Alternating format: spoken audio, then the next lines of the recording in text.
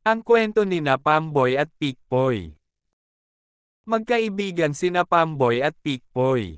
Pero magkaiba ang kanilang mga ugali. Mabait si Pamboy. Makulit si Pikpoy. Ibig ni Pamboy na laging may magawang mabuti. Asar sa ganoon si Pikpoy. Laging nagpapasensya si Pamboy kay Pikpoy. Lagi namang nilalamangan ni Pikpoy si Pamboy. Isang araw ay kinausap ni Pamboy ang kaibigan, magbago ka na. Marami na ang nagagalit sa iyo. Natawa si Pikpoy.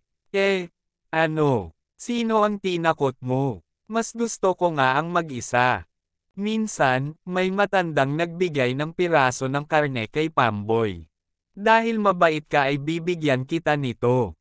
Inagaw ni Pikpoy ang piraso ng karne kay Pamboy. Ibalik mo sa akin yan, Pikpoy. Hindi nakinig si Pikpoy. Sa halip ay mabilis itong tumakbo palayo para hindi mahabol ni Pamboy. Nagulat siya nang biglang lumitaw sa harap niya ang isang matanda. Dahil masama kang aso ay parurusahan kita. Noon din ay sumakit ang tiyan ni Pikpoy. Namilipit siya sa sakit ng tiyan.